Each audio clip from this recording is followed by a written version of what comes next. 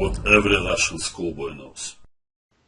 Hello, my friends. This is Grandmaster Alex Yermolinsky with his show Every Russian Schoolboy Knows.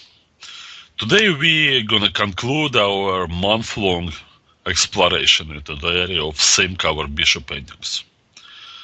What we didn't obviously cover all the bases, it would take longer time, but that's a start what we did. We figured out what it takes to promote the pawn, and if it's possible, because, the opponent will try to give up the bishop for the pawn if it's the last pawn on the board. We also talked about a blocked kind of positions, where one side has the advantage because of the pawn structure, and how to get around and find penetration lines for the king. So we worked on that. And today, let's look at the endgame that has more of the practical features, and we'll see how it works out in the actual game. There's going to be a lot of calculation to be done, by the way. This is the position of the game I had a few years ago. And my opponent, who is a master, sat there and he figured, this pawn on a2, it's a weakness. Black has a very strong pawn on a3. But he thought he had a plan that would prevent Black from going after that pawn. And this is what he did. He exchanged the rooks. In retrospect, it turned out to be probably a decisive mistake. Okay, this bishop b1 was played, and now king e3. This is his idea. If Black takes this pawn, then bishop c2 locks the bishop in for good.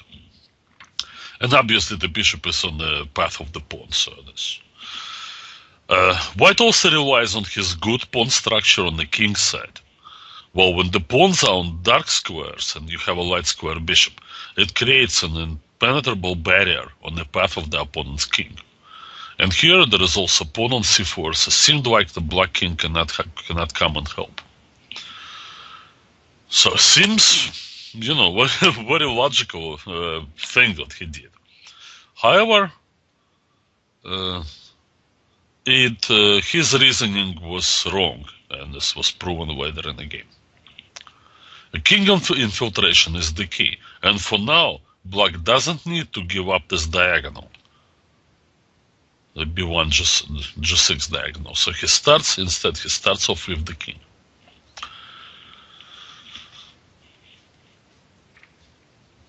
Once the king comes to f5,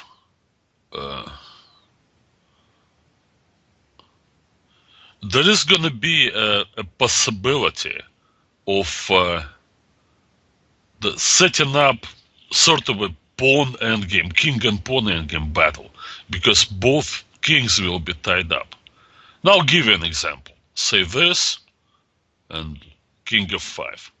Now king e3, just waiting. Then Black can take. Finally it's time. Bishop checks, forced move. The king comes to g4, and now White has to bring the king back.